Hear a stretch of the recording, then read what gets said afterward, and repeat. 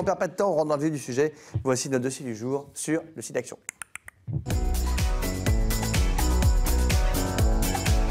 Alors pourquoi est-ce qu'on parle du site d'Action aujourd'hui? Déjà parce que demain, c'est le grand lancement du 25e site d'Action. Alors rappelez-vous, à l'époque, le premier, toutes les chaînes de télé, c'était mis ensemble et tout ça. Bon, tout le monde est toujours motivé. On a toutes les chaînes qui travaillent tout ensemble. Mais demain, on aura une grande émission sur France Télévisions. Et c'est quand même important parce qu'on parle de moins en moins du sida, alors que c'est pourtant toujours vital, comme nous le prouve d'ailleurs la question qu'on a reçue par email. Vous allez voir, vous savez, vous envoyer toutes les questions que vous voulez par email à ensemble-normandie@francetv.fr ou bien sur le groupe Facebook de l'émission ou encore par téléphone gratuitement, je précise, au 0805 383 383. Et là, on a reçu une question qui va hérisser le poil de nos invités du jour. C'est Thomas qui nous dit « J'ai lu dans la presse qu'un homme avait guéri du sida. Est-ce que ça veut dire qu'on a trouvé un traitement et que bientôt d'autres personnes pourront guérir aussi ?» Oui. Thomas, malheureusement, c'est pas aussi simple que ça, comme vont nous le raconter nos experts du jour. Nous recevons Marinette Slimani. Bonjour. Bonjour Marinette. Rayonnante, hein, Marinette. De bonne humeur, content d'être là. Vous êtes la vice-présidente du Corévi de Normandie. Absolument. C'est quoi déjà le Corévi? Alors Corévi, c'est la coordination régionale de lutte contre les IST et le VIH. D'accord. IST, c'est les maladies sexuellement transmissibles. Absolument. On va expliquer ça comme ça. Vous faites autre chose aussi, vous êtes? Et je suis donc coordinatrice d'une association locale qui est basée à Caen, qui s'appelle SIDA Accueil Normandie. Voilà, c'est très bien, beaucoup de choses. Vous êtes motivé, vous êtes à fond. Et oui. Et à votre droite, nous avons Hugo Henneton et sa belle montre. Hugo, vous êtes le responsable régional de Aide Normandie. Oui, tout à fait. Aide, on peut le dire, c'est la plus grosse association de lutte contre le sida en France et même en Europe. Je crois. Tout à fait, c'est ça. Voilà, donc c'est énorme. Donc on a la chance de vous avoir avec nous aujourd'hui. Comme ça, vous allez pouvoir tout expliquer. Alors, on va tout de suite répondre à la question de Thomas parce que je crois que c'est le deuxième cas, historiquement, de personnes qui guérissent du sida. Bon, ça ne veut pas dire qu'on a trouvé un traitement, on est d'accord? Tout à fait, je t'en prie. Donc, non, effectivement, sur cette guérison, c'est une guérison qui s'est produite dans des conditions très particulières, puisque c'était quelqu'un qui était atteint d'un cancer, qui a eu un traitement lié à son cancer et qui a dû subir une greffe de moelle. Et c'est dans ce cadre-là que cette personne a pu être dans un processus de rémission. Voilà, c'est lourd. C'est pas 3 médicaments qu'il a pris un matin et boum, c'est parti, ou une piqûre, un vaccin ou quelque chose. C'est ça. Voilà, donc, on n'y est pas encore malheureusement. Donc c'est plutôt encourageant, puisque ça veut dire qu'il y a des avancées, mais c'est quand même pas suffisant pour dire que on peut guérir du sida ou du VIH à l'heure actuelle en France. Et en France ou n'importe où dans le monde. Alors donc le site d'Action, c'est demain. Vous pouvez bien sûr dès maintenant appeler et faire vos dons en appelant le 110, sans discontinuer, comme j'aime à le dire, ou bien en allant sur www.sidaction.org. Et cette année, je crois qu'il avait déjà fait l'année dernière, mais cette année, ils ont de nouveau le truc du SMS. Si vous envoyez un SMS avec don, D-O-N, au 92 110, c'est un don immédiat de 5 €. Donc ça, c'est vachement bien. D'accord. Parce que c'est moins, voilà, c'est plus facile. Hop, un petit SMS, pour en envoyer 25, si vous voulez. Mais voilà, avec un petit SMS, boum, on donne 5 €. C'est vraiment pratique. Je précise, je crois, Hugo, arrêtez-moi si je me trompe, mais que quand on fait un don au site d'Action, on peut le déclarer à ses impôts, je crois, et récupérer 66% de ce qu'on donne. C'est quelque chose comme ça, non? Alors, mais quand on fait un don à toute association qui est reconnue d'utilité publique... Oui, là, on parle de site d'Action, donc soyons sur site d'Action. Précisons. Donc là, effectivement, oui, c'est possible. Donc non seulement c'est un don, et en plus, ça vous aide pour vos impôts. Donc c'est une... Voilà, raison en plus. Allez-y, on y va, on fait des dons. Alors, question simple. Pourquoi on a toujours besoin du site d'Action? Mariette. Eh bien, on a toujours besoin du site d'Action parce qu'on n'a toujours pas trouvé de traitement. On a parlé tout de suite, là, justement, qu'il y aurait peut-être une avancée avec le patient qui vient d'être soigné, là, avec la génétique. Donc, toute la recherche, ça coûte. Il faut de l'argent pour la recherche. Il faut aussi de l'argent pour accompagner les personnes qui sont touchées. C'est vrai qu'on n'en parle plus beaucoup, des personnes qui vivent avec le virus. Moi, je ne sais pas, arrêtez-moi si je me trompe. J'ai l'impression qu'on ne parle plus du tout du sida. Alors, je suis peut-être fou, peut-être sur un autre monde, mais j'ai l'impression que les jeunes à l'école, on ne leur en parle pas du tout. Il n'y a plus de campagne de prévention à la télé, plus de campagne de prévention dans la rue. Enfin, alors que c'est toujours là.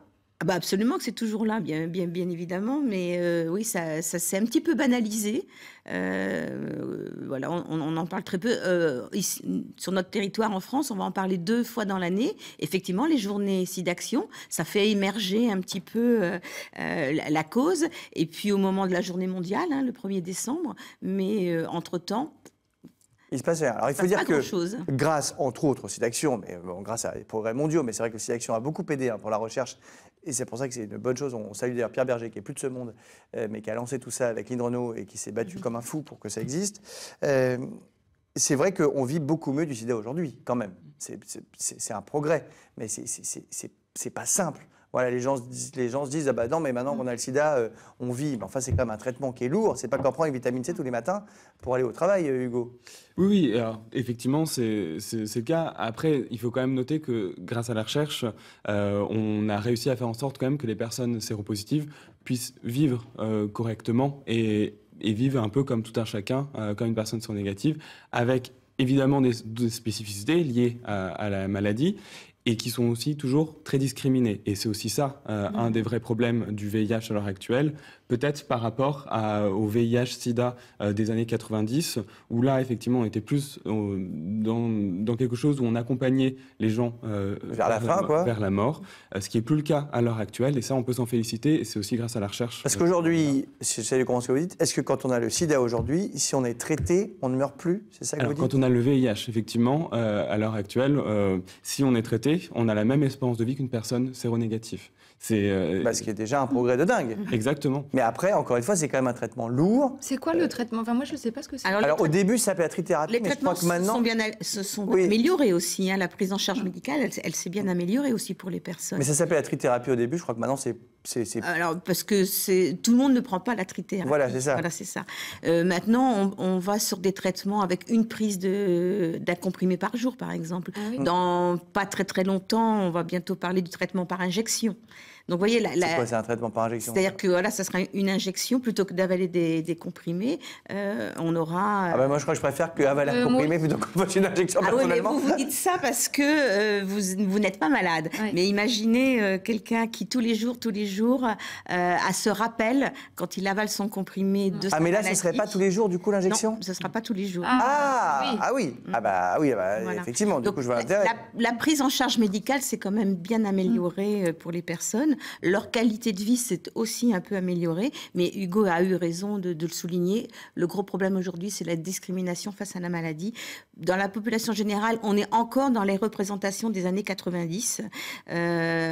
Et ça, c'est difficile. C'est difficile quand on est séropositif aujourd'hui de construire sa vie affective, par exemple. C'est très compliqué. Ça peut être compliqué aussi dans sa vie professionnelle. Donc, il y a encore beaucoup de travail à faire, justement, pour accompagner toutes les personnes qui vivent avec le VIH. D'accord. Et donc, on a toujours besoin ici d'action parce qu'il faut qu'on continue la recherche, évidemment, pour, j'espère, un jour, trouver un vaccin.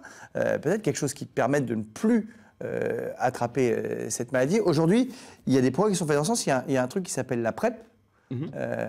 Voilà. Alors, la PrEP, c'est quoi exactement, Hugo? Alors, la PrEP, c'est un antirétroviral, donc le traitement des personnes qui sont atteintes du VIH, qu'on prend en amont de prise de risque et qui permet de bloquer l'entrée du virus dans le corps. Donc, c'est un vrai outil de prévention qui complète la palette d'outils qui vont être le dépistage, les préservatifs féminins, les préservatifs masculins. C'est un outil supplémentaire pour des personnes qui, de toute façon, ne se seraient pas protégées avec un préservatif. C'est un outil qui, en France, est arrivé en fin 2015 et qui est remboursé par la Sécurité sociale. À 100%, je crois. À 100%. Alors que ça coûte très cher, il me semble. Alors, ça coûte cher. Maintenant, il y a des génériques quand même. Et il faut quand même noter que par rapport à la PrEP, c'est pas tout le monde qui aura accès non plus. C'est-à-dire que la prescription de la PrEP se fait par un médecin spécialisé dans le VIH ou un médecin de Cégide, les centres de dépistage gratuits. Et c'est le médecin qui déterminera si la personne, effectivement, prend beaucoup de risques et si elle peut bénéficier de la PrEP ou non. Donc pour bien expliquer ce que c'est, c'est un médicament qu'on prend et qui, du coup, si on le prend avant, nous empêche d'attraper le VIH. Exactement. Aussi simple que ça. Exactement. Sauf que, du coup, est-ce que ça n'a pas un effet un peu pervers, si je puis m'exprimer ainsi, pour vous, qui êtes au Corévi, Marinette, c'est que, du coup, les jeunes peuvent prendre cette PrEP et se sentent complètement libérés, et du coup, les autres maladies sexuelles transmissibles se répandent à vitesse luminique, non? Alors, non, Hugo vous l'a dit, de toute façon, ça ne va pas être donné comme ça spontanément. Avant, il y a des consultations avec des infectiologues ou des médecins spécialisés. Donc déjà ça. Et puis, bien évidemment, les personnes qui vont être candidats à la PrEP vont avoir une surveillance particulière sur la contamination des autres infections sexuellement transmissibles. Ce qui signifie que pour des personnes qui sont sous PrEP, tous les 3 mois, elles ont un check-up à faire au niveau de l'ensemble des IST. Donc, si des IST sont présentes, elles seront traitées beaucoup plus rapidement que des personnes qui n'iront pas forcément se faire dépister ou traiter pour d'autres IST. Par exemple, là, on évoque le VIH, mais sur les IST, il y a syphilis, gonorrhée, chlamydia. Et ça, par exemple, ça se retrouve dans une gorge. Et quelqu'un, concrètement, se faire dépister par une prise de sang, ça ne dépistera pas des IST qui pourraient être présentes dans une gorge ou dans l'anus. Bon, mais la meilleure solution, quand même, pour les jeunes, puisqu'ils n'ont pas tous accès à la PrEP et tout, on est d'accord, ça reste le préservatif. C'est un outil, effectivement, de prévention dans une palette de prévention. Dans plein de trucs, d'accord. Mais c'est vrai que c'est encore... Aujourd'hui, pendant des années, c'est vrai qu'on a un peu comme une injonction, on a dit il faut mettre le préservatif. Aujourd'hui, on a cette chance, c'est qu'on a une boîte à outils avec plusieurs modes de prévention. Se faire dépister, c'est de la prévention. Mettre le préservatif, c'est de la prévention. L'abstinence pourrait être aussi considérée alors comme ça, de excusez-moi, Marinette. Ah oui, non, mais d'accord. Ah bah oui, c'est facile. Si on fait rien, il va rien nous arriver, Marinette. Voilà. J'aime bien vos conseils, mais enfin, c'est un peu chiant. Mais vous avez la PrEP si vous êtes pas abstinent, et on a d'autres outils comme ça. Donc ça va améliorer les choses et chacun va pouvoir s'approprier sa propre prévention. Bon, donc on le comprend quand même. C'est plus facile aujourd'hui de traiter le VIH, entre guillemets, que ça ne l'était il y a 20 ans, mais on n'a toujours pas de solution, on n'a toujours pas de vaccin. Le virus existe toujours. Est-ce que, en termes de contamination, on a moins de gens qu'avant, ou est-ce que c'est le même ratio, ça se répand toujours de la même façon? Alors, à l'heure actuelle, le nombre de contaminations en France ne baisse pas depuis plusieurs années. Oui, mais donc c'est dingue ça déjà. Alors, ça c'est fou. Ça veut bien dire que pourquoi il n'y a pas de prévention? Si le nombre de contaminations tous les ans ne baisse pas, pourquoi est-ce que pour le coup la prévention baisse et qu'on la voit plus? Alors, il faut savoir que, j'insiste à chaque fois, je précise bien en France, l'épidémie, elle est quand même circonscrite à des populations très spécifiques. Je crois que vous allez dire circoncise. Je me suis dit, qu'est-ce qu'il raconte? J'ai eu peur. Non, elle est circonscrite à des populations très spécifiques. Et donc, depuis plusieurs années, on est à environ 6 000 nouvelles contaminations. Sur ces 6 000 nouvelles contaminations, on est grosso modo à 40% de gays, 40% de personnes originaires d'Afrique subsaharienne qui se contaminent sur le territoire français. Et après, le reste, voilà, il y a aussi le reste de la population. Mais donc, l'épidémie en France est quand même très circonscrite. Donc, c'est très important, si on veut juguler correctement l'épidémie, d'intervenir plus particulièrement auprès de ces populations-là. Et l'approche n'est pas tant au niveau de l'âge, mais plus une approche populationnelle avec des groupes plus à risque que d'autres. D'accord. Bon, mais enfin, quand même, il faut bosser, quoi. Et oui. Il faut qu'on en parle. Tout à fait. Je sais pas, vous connaissez des gens, vous, dans vos entourages? Jeanne, Marie? Du tout, non. Non. Ah non, vous en connaissez pas? Non. Mais ah oui, c'est fou. Non. Moi, j'ai quelqu'un de très très proche de ma famille qui a le VIH et qui est sauvé donc par la trithérapie. On appelle ça la trithérapie, on appelle ça différemment maintenant. Ça s'appelle comment?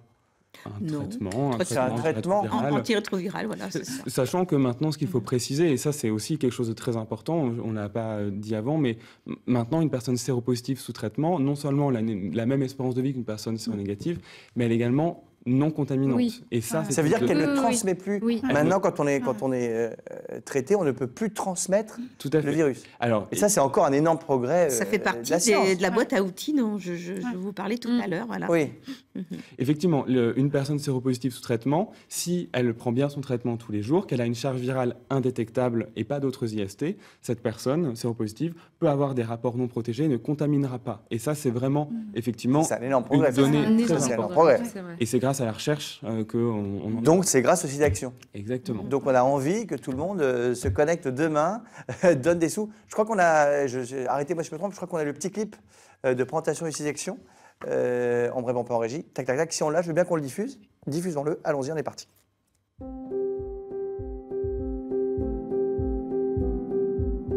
C'est vrai, le virus du sida, on a tendance à l'oublier. Parce qu'on a fait beaucoup de progrès. Dans la recherche et l'accompagnement. Tellement de progrès. Qu'on finit par penser que le virus du sida a disparu. Mais il est temps de se rappeler qu'en 2019, le virus du sida est toujours là. Et qu'il infecte encore 6 000 personnes. Chaque année en France. Ne l'oublions pas. Et surtout, n'oublions pas de donner. N'oublions pas de donner pour la recherche. N'oublions pas de donner pour l'accès aux soins. N'oublions pas de donner pour les personnels soignants. N'oublions pas de donner pour les combats menés par SIDAction. Donnez au 110 ou sur sidaction.org. Merci. Elle est incroyable, Lynn, elle est incroyable. Elle se bagarre depuis elle était avec Pierre Berger à l'initiative de ce site d'action il y a 25 ans maintenant. Bon, moi j'ai la chance de participer avec eux depuis quelques années à cet événement et c'est vrai qu'elle est incroyable. Elle est toujours à fond. Je ne sais pas quel âge elle a. J'allais te demander quel âge elle a. Mais je ne sais même pas, mais elle est incroyable. Une énergie folle. On a bien de la chance de l'avoir avec nous. Voilà, donc c'est super. Donc le site d'action, très important. Appelez le 110 ou envoyez, comme je le disais, un petit texto au 92 110, un petit don rapide de 5 €. Mais 5 € plus 5 € plus 5 €. Si tout le monde fait ça, on est bien. On parlait de tout ça, Marinette. L'important du coup, quand même, il faut le dire aussi, c'est le dépistage. Oui, bien évidemment. Là, Lynn Renaud, elle a parlé de 6 000 nouvelles contaminations en France, mais connues. Mais on sait qu'il y a au moins 25 000 personnes qui seraient potentiellement porteurs et qui l'ignorent. Donc le dépistage... Est-ce que c'est gratuit déjà? On peut se faire dépister gratuitement, bien évidemment. On a les CEGIT, qui sont des centres de dépistage anonymes et gratuits dans toutes les villes de France, enfin les régions de France. Et il y a des associations, comme nos 2 associations, qui proposent aussi du dépistage à la population, avec des actions qu'on appelle hors les murs, c'est-à-dire qu'on a un dépistage, un test de dépistage qui va vers les populations. Hugo a parlé, voilà, que notre épidémie en France, elle est très populationnelle. Eh bien, il faut aller rencontrer ces personnes-là. Il faut leur proposer du dépistage. Donc, il existe un test qui s'appelle le TROD, un test rapide, avec une piqûre au bout du doigt. Le TROD, T-R-O-D. Ça faisait futuriste. Test rapide d'orientation diagnostique, c'est un petit peu compliqué. Mais en tout cas, ce test-là, il bouge, il va vers les populations et il propose du dépistage. Et ça, c'est quoi? C'est une petite piqûre sur le doigt et on sait si on est positif ou pas? En quelques minutes, effectivement, on a le... En quelques minutes on peut donner le résultat à la personne. Non, mais c'est vachement efficace. Et en proposant, bien évidemment, un accompagnement avec d'autant plus s'il rend une réponse positive. Et donc, grâce à ce test-là qui va vers les populations, on espère pouvoir diminuer et aller chercher l'épidémie cachée, justement, des personnes qui seraient contaminées sans le savoir et les mettre tout de suite dans un processus de soins. Maintenant, on parle aussi de qualité de vie, mais à titre individuel, mais aussi pour la population, puisqu'on vous l'a dit, quelqu'un qui est dépisté, traité, a une bonne observance de son traitement, ne va plus contaminer les autres. Oui, donc, et puis nous, on est en France, on a la chance d'avoir une sécurité sociale, accès à plein de choses comme ça, mais c'est aussi pour ça que c'est important, parce que ça fait progresser la recherche mondiale et qu'il y a plein de pays où malheureusement on n'est pas de sécurité sociale comme chez nous, où on n'est pas aidé comme chez nous, on n'a pas l'accès au traitement comme chez nous et du coup ça continue à se répandre. Donc il faut vraiment qu'on arrive à trouver une solution. Donc voilà, un petit mot de la fin peut-être Hugo, non, sur cette action, envie de dire quelque chose? En tout cas, c'était juste de dire qu'on en est là à l'heure actuelle sur l'épidémie du VIH aussi grâce à la mobilisation de l'ensemble des acteurs, que ce soit tant les médecins, les associatifs et les donateurs. Et donc voilà, c'est quelque chose que je voulais ajouter, c'est quand même cette mobilisation collective qui permet d'en être là aujourd'hui. Et donc on continue, et puis continuez à en parler, surtout à vos enfants, si vous nous regardez. Voilà, je trouve qu'on n'en parle plus assez, moi, donc parlons-en. Et à vos parents aussi. Et à vos parents aussi. Oui, les parents, peut-être un peu. Tout le monde n'est pas à l'abri de faire quelques petits trucs dans son coin. Marie, je ne sais pas pourquoi vous riez comme ça quand je dis ça. Ça m'inquiète un peu. Voilà, je ne veux pas tout savoir. Jeanne, on parle un petit peu santé. Je crois que tu as une info santé importante toi aussi. Oui, sur les parcours du cœur. En fait, depuis 40 ans, la Fédération française de cardiologie propose de prendre soin de notre santé et notamment de notre cœur grâce au parcours du cœur. C'est quoi ça donc? Alors, ce sont des parcours qui sont proposés dans toute la France. Ce sont des parcours sportifs pour muscler notre cœur. Il y a aussi des professionnels pour nous informer sur les maladies cardiovasculaires. D'accord. C'est super, c'est du 16 mars, ça commence le 16 mars et ça se termine le 26 mai. Et nous, en Normandie, on a un peu de temps. Et en Normandie, bien sûr, on participe. Et nous avons notamment à Colombelles le 28 avril, à la Halle Michel Hidalgo. Donc là, tu as de la marche et du handfit, des infos sur la santé du cœur, des initiations aux gestes qui sauvent. C'est quoi le handfit? Le handfit, ça doit être un mélange de handball et de fitness. Ah oui, d'accord. À mon avis, c'est très cardiaque. À mon avis, il faut quand même avoir le cœur accroché pour le coup. Très bizarre. Donc, si vous voulez retrouver tous les parcours, il faut aller sur fedecardio.org. Fedecardio.org. Pour trouver tous les parcours normands. Alors, Fede, F-E-D-E-C-A-R-D-O. C'est pas la Fédé, la Fédé des ménages, la Fédé maintenant, voilà. Fede Cardio pour Fédération Cardio. Marinette, Hugo, merci pour toutes ces informations. Merci. Donc, on a bien compris, on continue à se mobiliser. Alors, oui, c'est mieux, mais c'est pas encore non plus la fête du slip, façon de parler. Donc demain, c'est bien amené. Demain, c'est le début d'action. Vous appelez tous le 110, on va faire péter les scores.